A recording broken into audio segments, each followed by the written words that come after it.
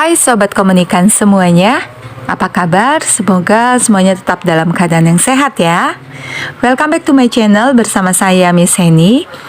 Materi kita hari ini kita akan membahas mengenai komunikasi verbal versus nonverbal. Kita akan lanjutkan diskusi kita sebelumnya masuk ke komunikasi nonverbal. Selamat belajar. Mendapatkan notifikasi. Berikutnya, kita belajar komunikasi nonverbal. Komunikasi nonverbal adalah jenis komunikasi yang tidak menggunakan kata-kata, tetapi melakukannya dengan menggunakan ekspresi wajah, gerakan tangan, intonasi suara, dan kecepatan bicara. Itu adalah komunikasi nonverbal. Ingat ya teman-teman, perbedaannya adalah kalau verbal itu menggunakan kata-kata, di mana langsung diucapkan secara kata-kata, tetapi kalau nonverbal itu tidak menggunakan kata-kata, tetapi menggunakan gesture, ekspresi wajah, gerakan tangan. Nah, kita akan belajar lebih dalam lagi. Jenis-jenis komunikasi nonverbal. Yang pertama adalah ekspresi wajah, di mana dalam komunikasi secara verbal dan nonverbal itu akan saling melengkapi. Ada saatnya orang tidak bisa menggunakan kata-kata secara verbal, tetapi ekspresi wajahnya sudah menunjukkan bahwa something happened with her. Gitu ya, contoh misalnya di gambar ini. Dia mungkin tidak bisa mengatakan apa-apa, ada apa gitu, what happened with you? Oh, nothing happened, tapi wajahnya menunjukkan betapa dia sangat depresi. Gitu ya, dari situ harusnya lawan bicaranya mengerti dan memahami bahwa memang ada sesuatu yang terjadi, ada masalah, sehingga menyebabkan ekspresi wajahnya tidak seperti biasa. Gitu ya. Ataupun tanpa berbicara apa-apa, seorang anak misalnya mendapat nilai 100, tapi tanpa bicara apa-apa, begitu dia pulang ke rumah, mukanya sangat sumringah, senang sekali, happy sekali. Dia belum berkata apa-apa, tapi dengan ekspresi wajah yang sangat gembira, kita dapat menangkap bahwa ada sesuatu yang menyenangkan terjadi dalam kehidupannya. Gitu ya teman-teman ya. Ini adalah salah satu jenis dari komunikasi nonverbal. Yang kedua adalah bahasa tubuh. Dalam bahasa tubuh, kita bisa melihat apakah orang yang kita ajak berkomunikasi itu memiliki bahasa tubuh yang positif atau negatif. Contoh, pada saat misalnya kita sebagai komunikator, kita perempuan mau curhat gitu ya, sama pasangan kita, sama sahabat, sama anak, sama orang tua, dan lain sebagainya. Kemudian kita lihat nih, kita perhatikan lawan bicara kita. Apakah lawan bicara kita itu memperhatikan kita dengan baik? Kita bisa memperhatikannya, kita bisa menangkap itu dari bahasa tubuhnya. Contoh, ketika saya berbicara kepada suami, tetapi suami saya tetap sibuk bermain handphone misalnya. Pada saat itu saya bisa menangkap bahwa saat itu suami saya sedang tidak ingin diganggu dengan cerita-cerita saya. Sekalipun suami saya tidak menggunakan bahasa verbal yang mengatakan, jangan ganggu saya ya, saya lagi ngetik misalnya, saya lagi WA, ini penting sama atasan misalnya.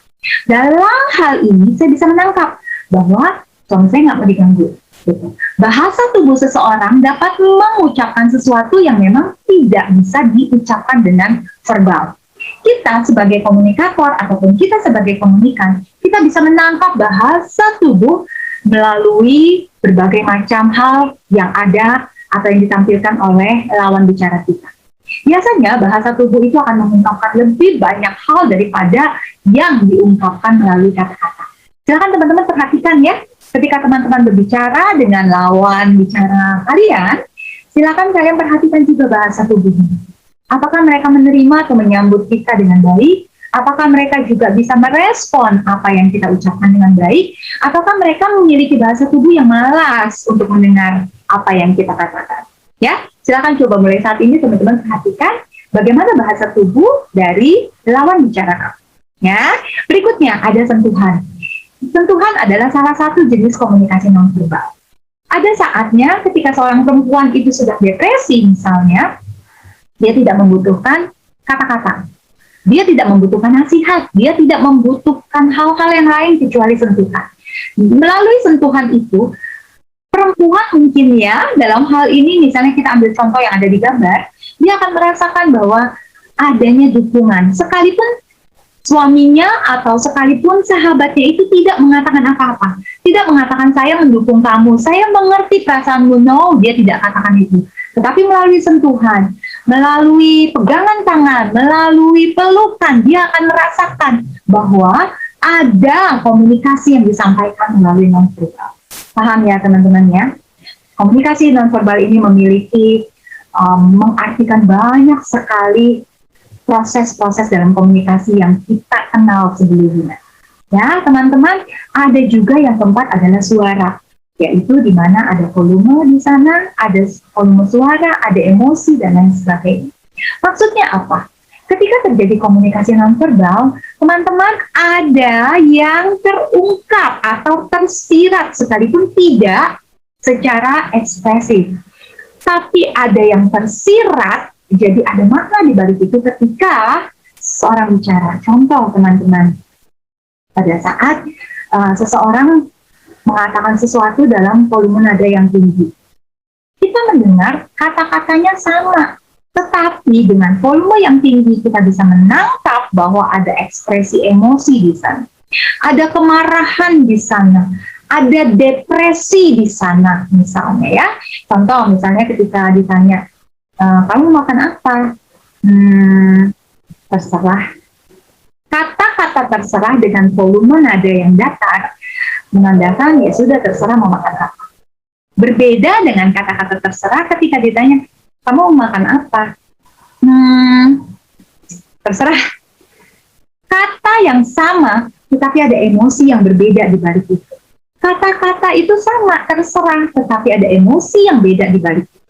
Contoh yang berikutnya, ketika ditanya lagi, kamu mau makan apa? Terserah. Nah, volume suara yang semakin lama semakin tinggi itu akan menunjukkan ada emosi di sana. Ada perasaan yang bersembunyi di balik volume suara tersebut. Berbeda lagi dengan ketika yang keempat nih contohnya. Kamu mau makan apa? Terserah. Kata yang digunakan sama, tetapi intonasi, volume suara itu menandakan adanya komunikasi nonverbal di balik suara.